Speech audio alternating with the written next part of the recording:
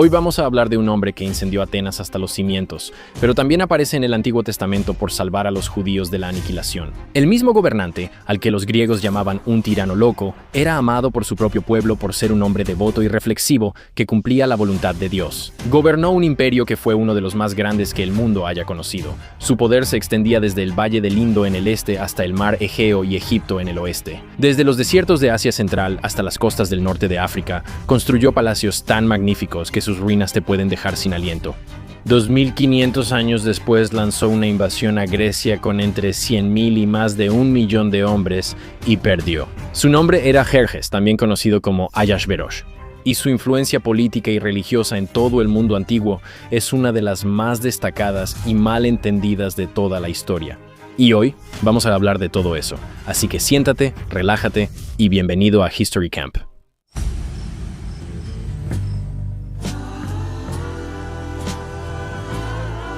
¿Qué onda, amigo? Bienvenido de nuevo a History Camp. Mi nombre es Mark Gagnon y gracias por acompañarme en mi tienda, donde cada semana exploramos las historias más interesantes, fascinantes y controvertidas de toda la historia, por siempre. Sí, este es el lugar, esta es la tienda donde me siento cada semana e intento entender todo lo que ha pasado. Eso es lo que hago aquí y han pasado muchas cosas. No sé si lo sabías. Durante miles de años han estado pasando cosas, han sucedido cosas y yo solo estoy tratando de ponerme al día. ¿Sabes? Yo apenas llegué aquí en los 90. Así que aquí estoy, sumergiéndome en uno de los líderes más interesantes y malinterpretados de toda la historia. Pero antes de empezar, solo quiero agradecerte mucho por estar aquí viendo esto.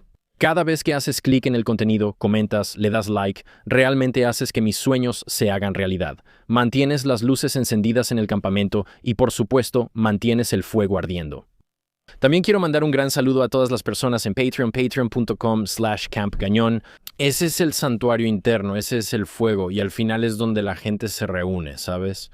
Así que, si te interesa acercarte más, hablar con personas afines y conectar con tus compañeros de campamento, ese es el lugar para hacerlo, ¿de acuerdo? Y espero que te unas a nosotros y te conviertas más en ti mismo. Ese es Campañón en patreon.com. Ahora, tampoco sería posible sin mi buen amigo Cristos, él está allá en Patreon. ¿Cómo estás, Cristos? Muy bien. Muy bien, muy bien, muy bien. Ahora, déjame hacerte una pregunta más. Está bien. Ni siquiera te pregunté, amigo, ni siquiera te pregunté, ¿has estado disfrutando hablar con la gente en nuestro Patreon? ¿Son geniales? Muy bien, está bien, eso es todo lo que necesitábamos ahora. Vamos a entrarle a este tipo, el rey Jerjes.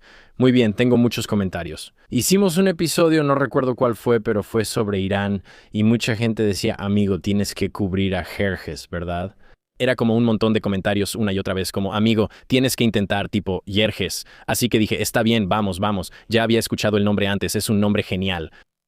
Si conoces a un niño llamado Jerjes, piensas, oh, eres un persa increíble. ¿Va a ser el nombre de mi primer hijo? ¿En serio? Creo que sí. Amigo, como griego, eso es un trabajo increíble.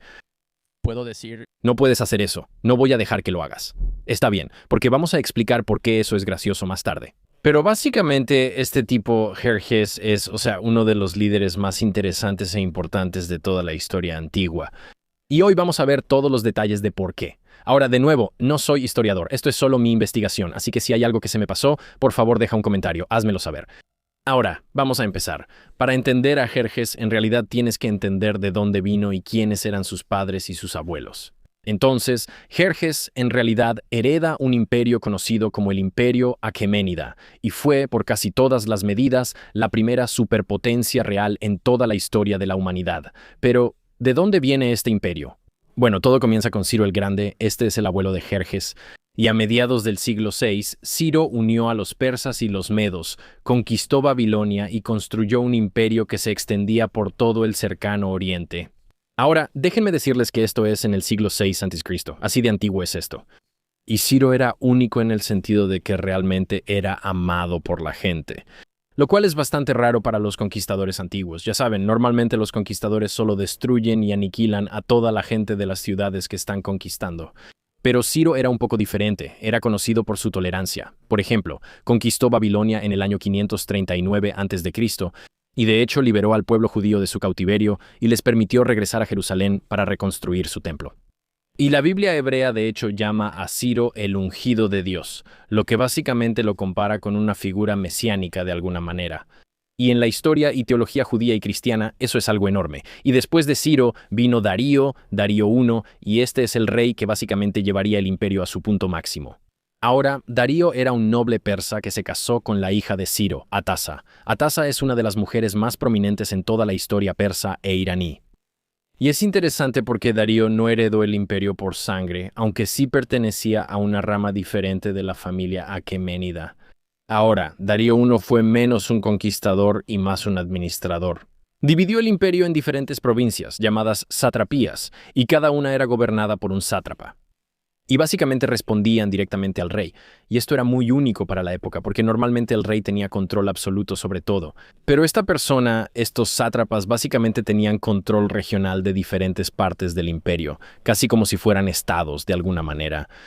Así que era un sistema de gobierno muy moderno y progresista. Él también estandarizó los pesos, las medidas y la moneda en todo el imperio. Él construyó el famoso Camino Real, una carretera que se extendía aproximadamente 1.600 millas desde Sardis, en el oeste de Turquía, hasta Susa, en lo que hoy es Irán. Y un mensajero real podía recorrer toda la distancia en aproximadamente una semana usando este sistema de relevos con caballos y jinetes frescos. Así que, como resultado, un mensaje podía ir desde la costa del Egeo hasta Susa en aproximadamente 7 días, y esto era algo que ningún otro imperio en la Tierra podía igualar. En ese momento, incluso Heródoto, un antiguo historiador griego, quedó impresionado por esto. Incluso escribió: ni la nieve, ni la lluvia, ni el calor, ni la oscuridad de la noche detienen a estos mensajeros en la rápida realización de sus rondas asignadas. Ahora piénsalo, si puedes mover información, dinero y otras cosas realmente importantes para administrar un imperio a través de estas enormes distancias más rápido que otras personas, simplemente vas a poder crecer más rápido. Y ahora, si este sistema te suena familiar, es porque el Servicio Postal de los Estados Unidos literalmente adoptó una versión de esas palabras y su lema no oficial, inspirado en una descripción del sistema de correo persa de hace 2500 años, literalmente, el Servicio Postal de los Estados Unidos. Como la vibra del Pony Express, estaban tomando ese mensaje que Heródoto escribió sobre los persas en su propia comunicación. Es una locura.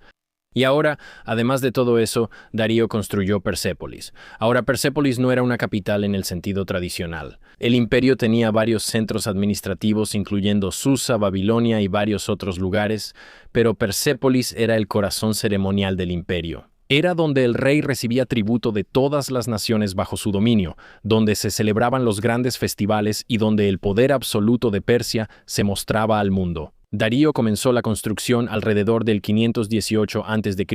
y el complejo todavía se estaba expandiendo cuando Jerjes tomó el trono.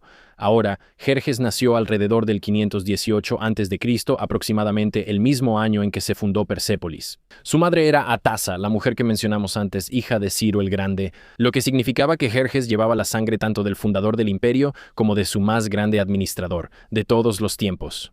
Darío, él no era el hijo mayor, ese era su medio hermano, Artabacines, pero Atasa era la esposa más importante de Darío. Y el hecho de que Jerjes fuera nieto de Ciro le daba mucha legitimidad que los otros príncipes simplemente no podían igualar.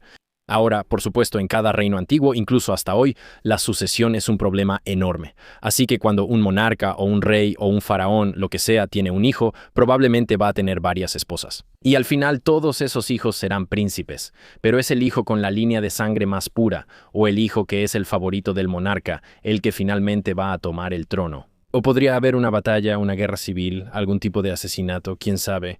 Pero en este caso fue Jerjes quien toma el trono, así que cuando Darío muere en 486, Jerjes asciende y básicamente toma el control del imperio más poderoso de la tierra. Tenía aproximadamente 32 años en ese momento, pero Jerjes no tenía un día fácil al asumir este nuevo papel.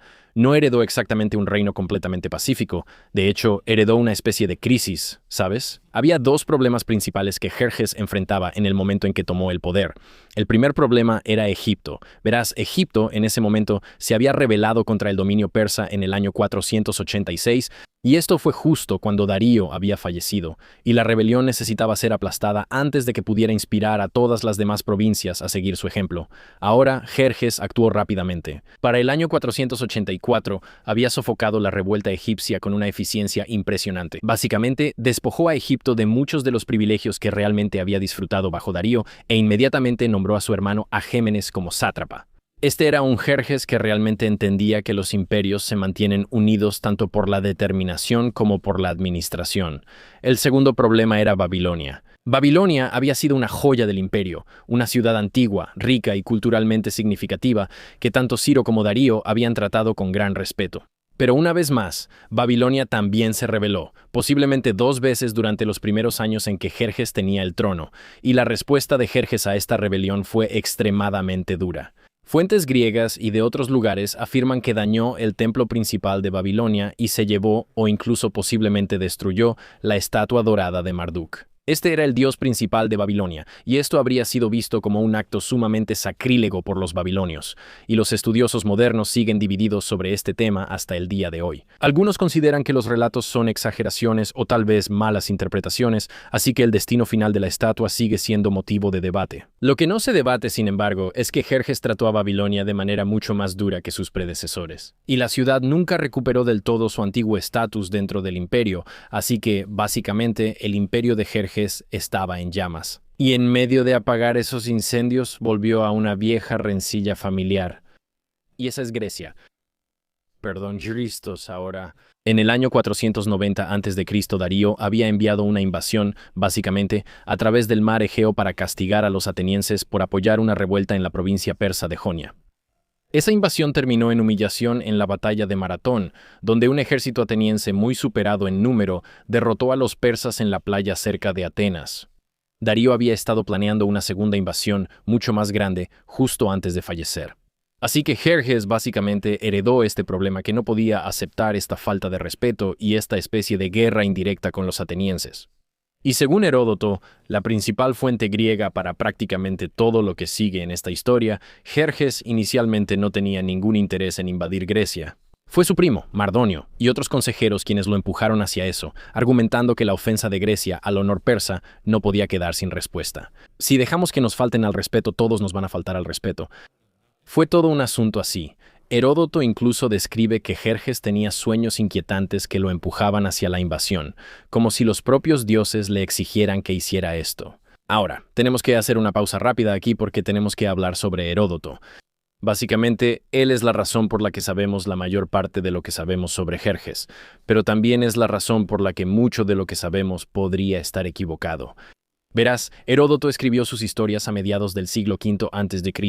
y sigue siendo una de las obras más importantes de la literatura antigua. Literalmente, algunas personas lo llaman el padre de la historia. Pero él era griego y escribía para una audiencia griega, y su relato de las guerras persas estuvo inevitablemente influenciado por el sesgo griego. En los registros de Heródoto, los persas a menudo son descritos como arrogantes, excesivos y tontos, básicamente como describirías a un enemigo. Mientras que los griegos son muy, ya sabes, valientes e inteligentes y aman la libertad y todo eso, ¿verdad? Así que Jerjes en particular se muestra como alguien muy emocional e impulsivo y propenso a estos ataques de ira. Y según Heródoto, azota el mar cuando una tormenta destruye su puente, como una forma de castigar al océano, y luego decapita a sus propios ingenieros. Él es, en resumen, todo lo que los griegos creían que sería un rey bárbaro.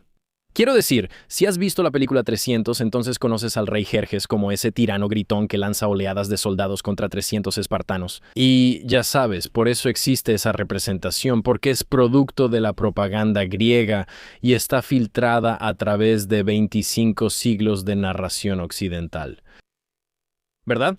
O sea, como dice el dicho, los vencedores siempre escriben la historia. Así que, por supuesto, si tenemos registros de los griegos, va a ser su interpretación. Eso moldea cómo vemos a sus enemigos, ¿verdad, Christos? O la verdad, o tal vez solo veamos, ¿de acuerdo? Yo diría que el verdadero Jerjes probablemente es más complicado. Así que nuestro amigo Heródoto y nuestras fuentes griegas probablemente están un poco sesgadas o... correctas. Sí, así que solo tenemos que considerar esto cuando los mencionamos. Ahora, la buena noticia es que también tenemos algunas fuentes persas. Jerjes mismo dejó inscripciones en Persépolis y en Naksh y Rostam que básicamente muestran una imagen completamente diferente. Y en estas descripciones, Jerjes se presenta como un gobernante muy piadoso y deliberado que actúa bajo la guía de, ya sabes, de Ahura Mazda, el dios supremo del zoroastrismo. Él no se describe a sí mismo como un tirano furioso, claro, ¿qué tirano se describiría así? Pero continúa describiéndose como justo y que mantiene el orden cósmico. Y por supuesto, estas inscripciones son propaganda. Por otro lado, nunca mencionan las derrotas y presentan al rey literalmente como un siervo de Dios. Así que, de alguna manera, son como un contrapeso a la versión griega y a los registros que tenemos de Heródoto. La verdad probablemente esté en algún punto intermedio. Así que, adelantando un poco, Jerjes se está preparando para su invasión de Grecia. Ahora, según los estándares antiguos, lo que él reúne es incomprensible. Muy bien, así que una vez más, Heródoto afirma que Jerjes marchó con 1.700.000 millones de soldados, además de caballería y una enorme flota naval. Ahora, prácticamente ningún historiador moderno toma ese número en serio. Lo ven y dicen, está bien, probablemente no fueron 1.7. O sea, la logística por sí sola lo hace imposible. No puedes alimentar a 1.7 millones de personas durante una campaña y no puedes suministrarles suficiente agua. Es simplemente imposible. Las estimaciones modernas van desde unas 100.000 tal vez, 300.000 personas, lo cual sigue siendo una locura, y aproximadamente una flota de entre 600 y 1.200 barcos de guerra. Incluso en el extremo más bajo, sigue siendo tal vez la fuerza militar más grande que el mundo mediterráneo antiguo había visto hasta ese momento. E incluso con 100.000 o 200.000 hombres estamos hablando de una ciudad literal de hombres que viene a matarte, destruirte a ti y a tu gente y quitarte todo lo que alguna vez has tenido. Quiero decir, piénsalo, los preparativos para esto tomarían años. Ahora Jerjes ordenó cavar un canal a través de la península del monte Athos en el norte de Grecia. Este es un proyecto de ingeniería masivo que él diseñó para intentar evitar unas aguas traicioneras que previamente habían destruido una de las flotas de Darío. También ordenó que se construyeran 2 puentes flotantes sobre el Helesponto. Ahora el Helesponto era este estrecho angosto que separaba Asia y Europa. Hoy en día estaría entre Turquía y Grecia, aproximadamente, y cada puente se extendía cerca de 1 milla sobre aguas abiertas y luego, cuando una tormenta destruyó el primer conjunto de puentes. Heródoto nos cuenta que Jerjes ordenó que se azotara el mar 300 veces y que se lanzaran cadenas al agua como castigo. Básicamente estaba tratando de castigar al mar o al dios del océano, para enviar un mensaje básicamente como, oye, no te metas con mis cosas. Y luego mandó decapitar a los ingenieros y construyó un nuevo puente. Ahora, ¿esto realmente sucedió? No lo sabemos. De nuevo, hay un registro sesgado que proviene de fuentes griegas. Es exactamente el tipo de historia que a los griegos les hubiera encantado contar sobre Jerjes o cualquier otro rey persa. Como, oh, sí, le destruyeron su puente y mató a todos sus amigos. Este tipo está loco, ¿no? Así que, de nuevo, no lo sabemos. Pero incluso si la historia de los latigazos está exagerada, los puentes en sí probablemente eran reales, y fueron una maravilla de la ingeniería. Había cientos de barcos básicamente atados uno al lado del otro, con tablones colocados encima de ellos. Para crear un camino lo suficientemente ancho para que un ejército pudiera marchar sobre el mar, se dice que al ejército le tomó 7 días solo cruzarlo, y luego, en la primavera del 480 a.C., Jerjes condujo a sus fuerzas hacia Grecia. Los griegos estaban aterrados y, desafortunadamente, muy divididos. Muchas ciudades-estado griegas simplemente se rindieron ante Persia sin luchar, ofreciendo, ya sabes, agua y comida como símbolo de rendición. Y las que eligieron resistir, principalmente Atenas y Esparta, estaban enormemente superadas en número. Su primera línea de defensa era un estrecho paso costero en el centro de Grecia llamado Termópilas. Y esta es la parte que básicamente todos conocen, si has visto 300 o incluso si alguna vez has escuchado sobre la historia, o al menos es lo que la gente cree que sabe. Verás, el rey Leónidas de Esparta llevó una pequeña fuerza de aproximadamente 700 soldados griegos, incluyendo a sus famosos 300 espartanos, y mantuvo el paso estrecho contra el enorme ejército de Jerjes durante 3 días. El paso era tan estrecho que los persas, aunque tenían esa superioridad numérica, básicamente no significaban nada contra los espartanos y los otros griegos. Solo podían enviar a unos pocos hombres a la vez, así que los hoplitas griegos fuertemente armados los derribaban en oleadas. Pero esto es lo realmente interesante porque la batalla de las Termópilas en realidad no fue una victoria griega. Un comerciante griego llamado Efialtes les mostró a los persas un sendero de montaña que en realidad les permitió flanquear la posición griega. Cuando Leónidas se dio cuenta de que estaban rodeados, despidió a la mayor parte del ejército griego y básicamente se quedó atrás con sus 300 espartanos para luchar. Y desafortunadamente fueron aniquilados. El costo de la resistencia quedó claro cuando Jerjes continuó y destruyó la ciudad de Platea y Tespis, así como los hogares de los aliados que apoyaron a Esparta. Ahora, Jerjes continuó marchando hacia el sur y Atenas estaba directamente en su camino, pero cuando el ejército persa llegó, encontró a Atenas casi vacía. Los atenienses ya habían evacuado, así que Jerjes ordenó que la ciudad fuera completamente incendiada. La Acrópolis, la colina sagrada que era el corazón de Atenas y, ya sabes, todos sus templos y todo eso, fue destruida. Este acto habría tenido enormes consecuencias. Quiero decir, quemar Atenas se convertiría en un grito de unión para los griegos y, eventualmente, serviría como justificación cuando Alejandro Magno quemó Persépolis más de un siglo después. Pero el triunfo de Jerjes en Atenas fue incluso, ya sabes, de menor duración que eso. El momento que definiría toda la invasión básicamente ocurrió en el mar. Durante la batalla de Salamina, en septiembre del 480 a.C., el comandante ateniense Temístocles atrajo a la enorme flota persa hacia los estrechos pasajes entre la isla de Salamina y el continente griego. Y estas aguas eran tan estrechas que la ventaja numérica de los persas, una vez más, se convirtió en una desventaja. Básicamente, esto es como una repetición de las Termópilas, pero ahora en el mar. Sus barcos estaban demasiado apretados como para maniobrar, y las trirremes griegas, más pequeñas y ágiles, en realidad simplemente los destrozaron.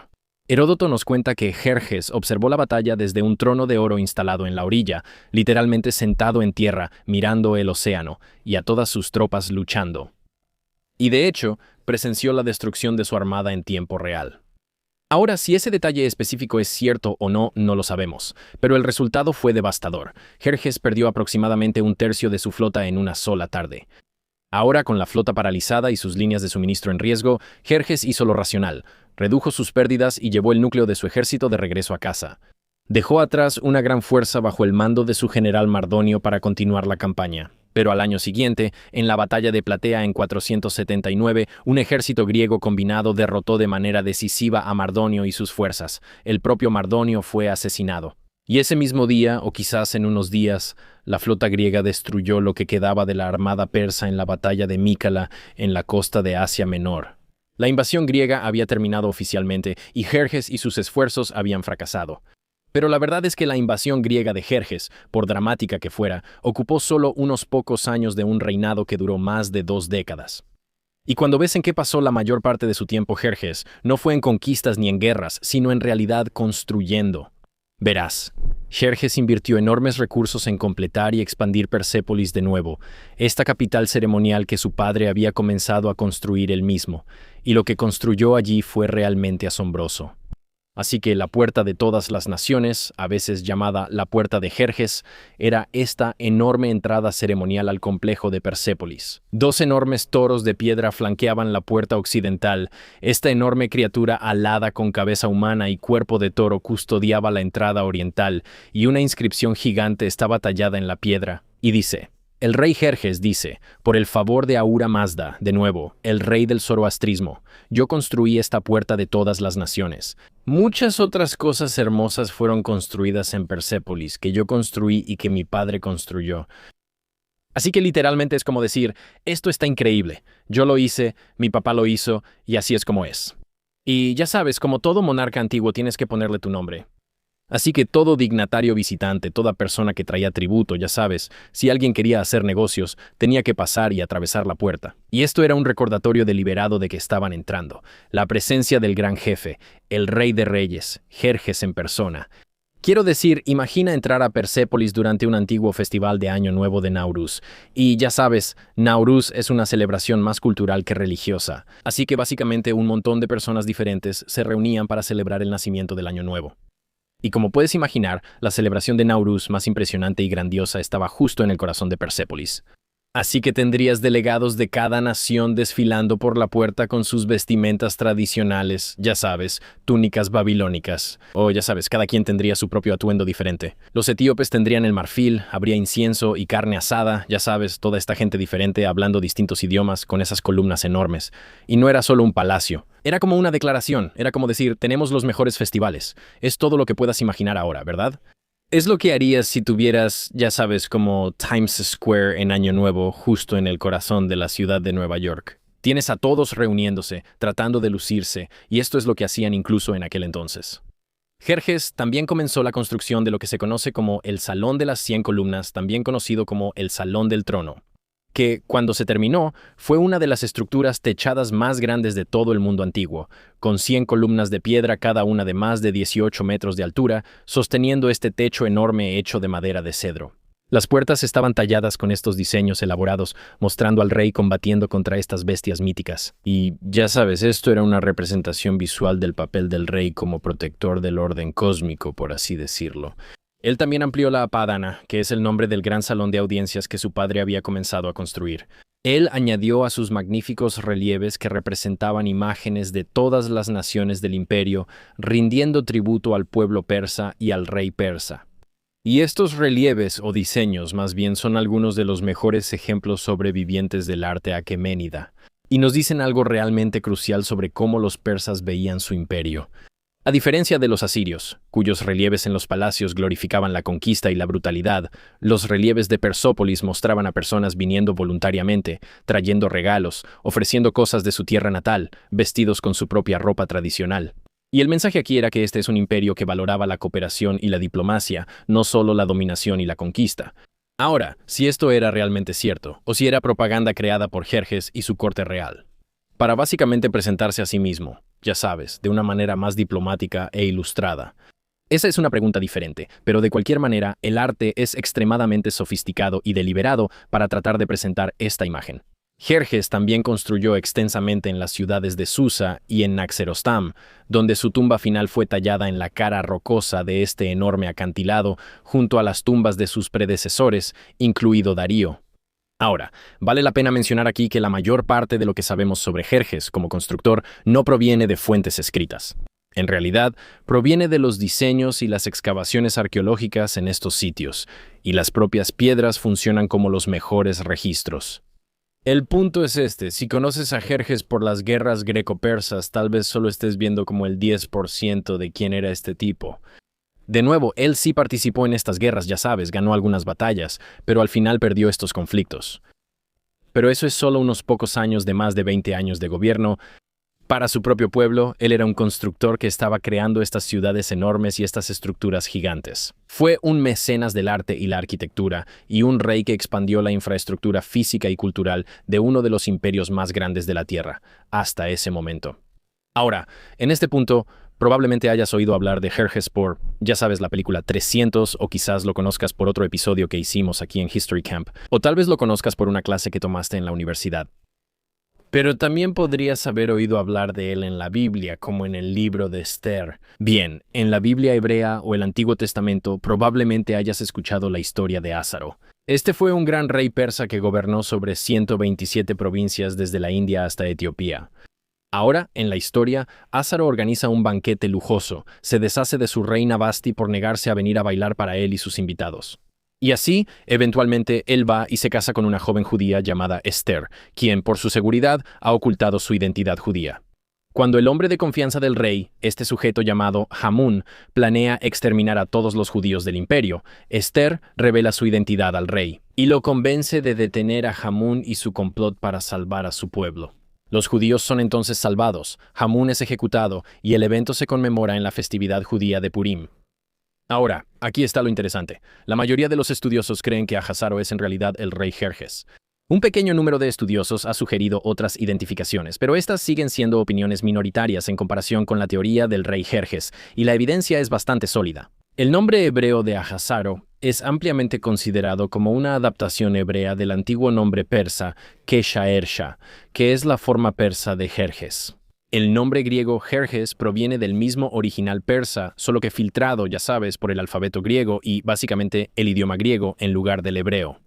Además, la descripción bíblica de Ahasaro y su imperio, que se extiende desde la India hasta Etiopía, con su capital en Susa, coincide perfectamente con el imperio aqueménida bajo Jerjes. Me refiero a los banquetes lujosos, la burocracia extensa, el sistema de decretos reales enviados a todas las provincias, como una especie de sistema de mensajería rápida, dada.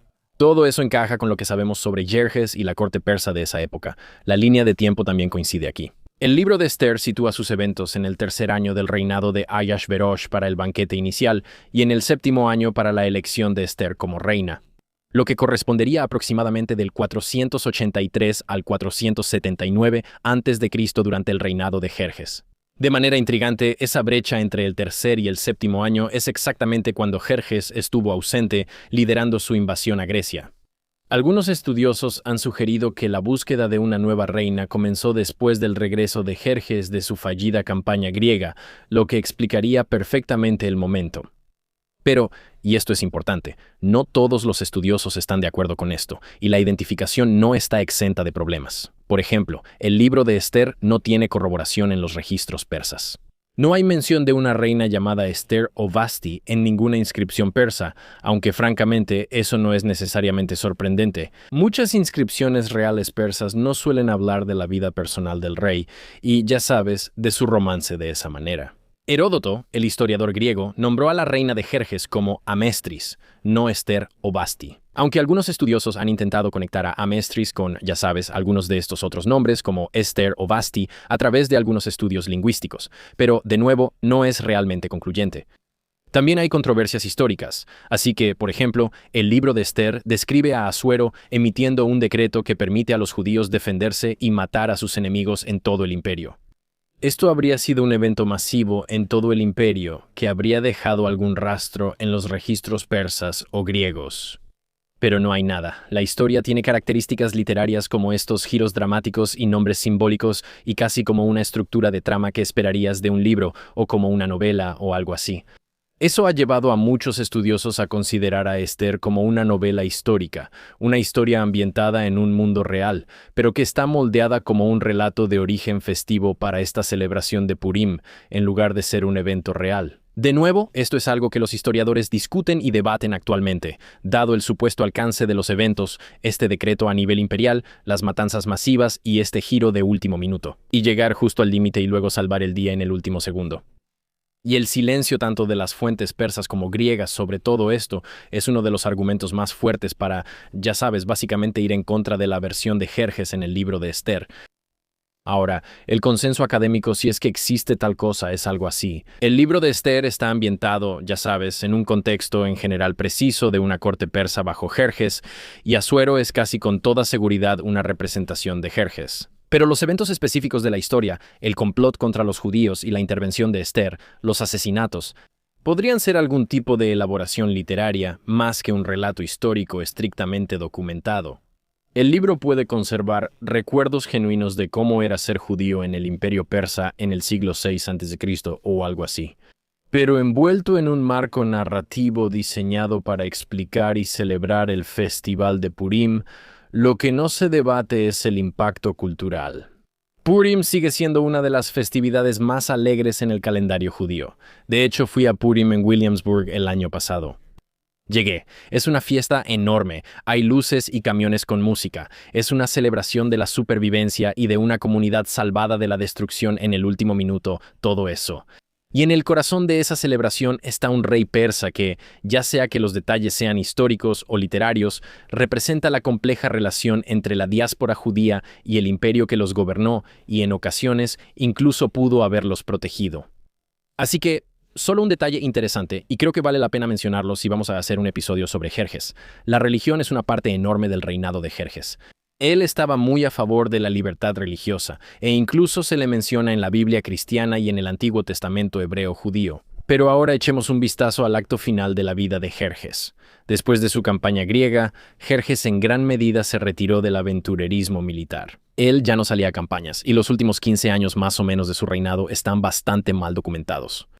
Las fuentes griegas pierden interés una vez que terminan las guerras greco-persas, y las inscripciones persas tienden a enfocarse en los proyectos de construcción, en lugar de su vida cotidiana, o la monotonía de su reinado, o las narrativas políticas de su época. Lo que sí sabemos es que Jerjes continuó gobernando el imperio, siguió construyendo estructuras enormes y parece que mantuvo la estructura administrativa básica que su padre había establecido. El imperio no colapsó después de la derrota griega, en realidad fue lo contrario. El imperio aqueménida perduraría durante otro siglo y medio, hasta que Alejandro Magno finalmente lo destruyó en el 330 a.C., pero el final de Jerjes, desafortunadamente, fue muy violento.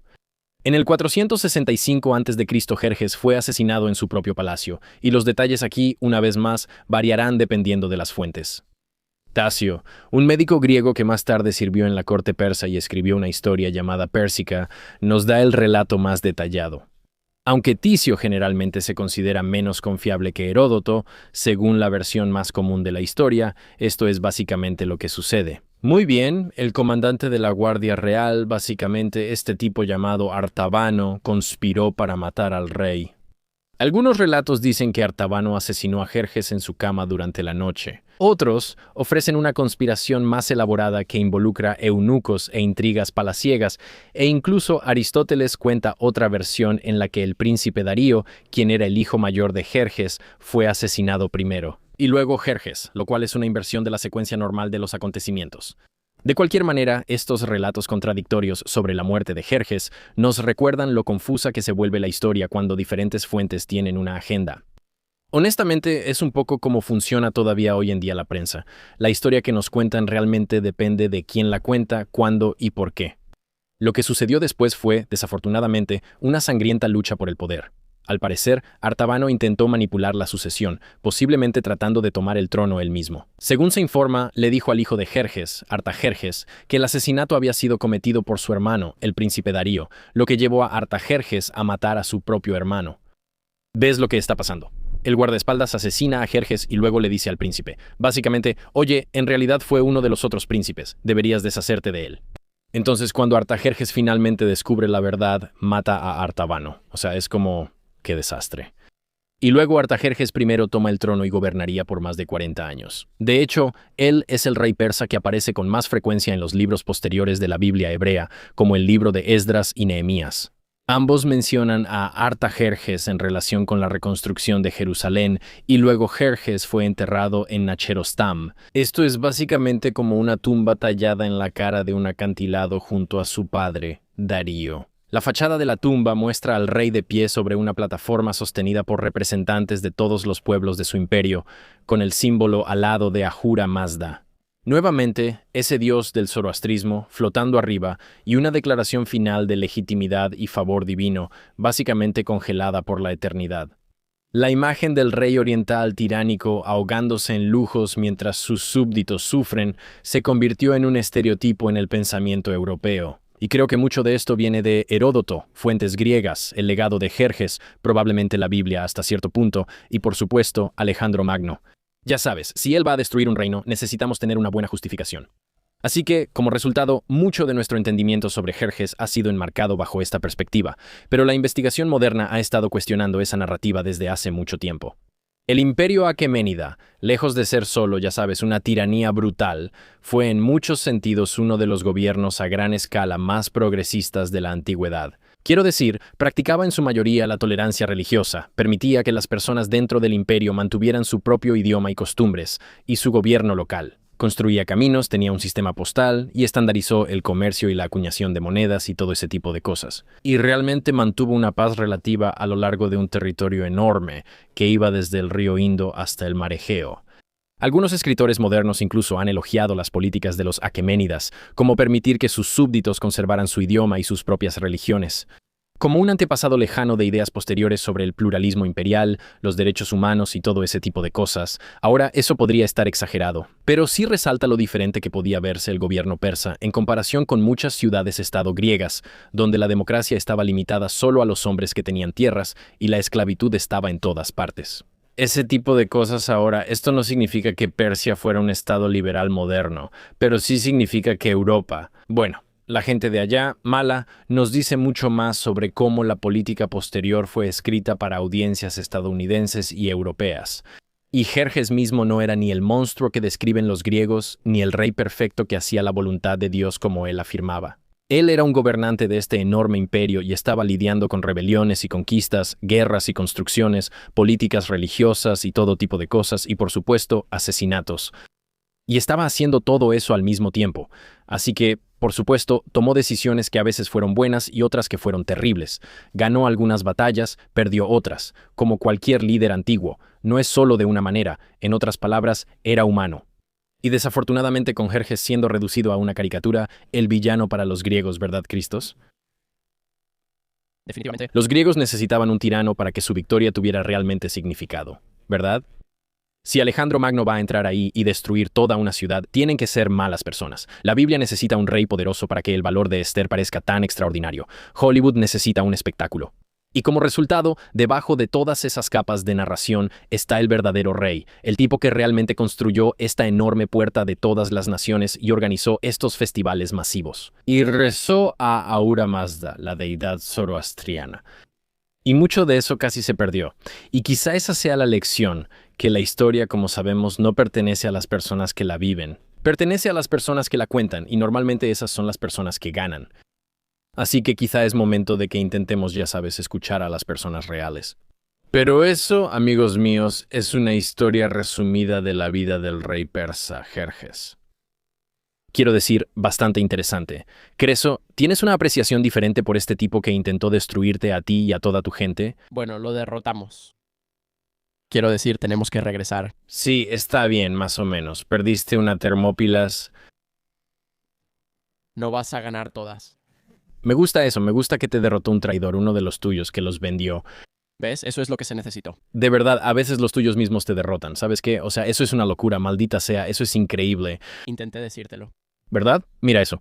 O sea, sí, creo que Jerjes es un líder interesante, recuerdo haber oído hablar de él, pero es curioso cómo te formas una imagen de alguien en la historia y luego dices, oh, sí, este tipo era como un caudillo, y luego te das cuenta, oh, fueron como 3 años, estuvo peleando un poco y la mayor parte del tiempo solo estaba ahí construyendo cosas. La esperanza de vida era más corta en ese entonces, así que en realidad eso es bastante tiempo. Es bastante largo. ¿Estás tan obsesionado con alguna guerra antigua, amigo? Supéralo, ¿sabes? Ustedes necesitan dejar de lado a los griegos con su historia antigua. Ganamos.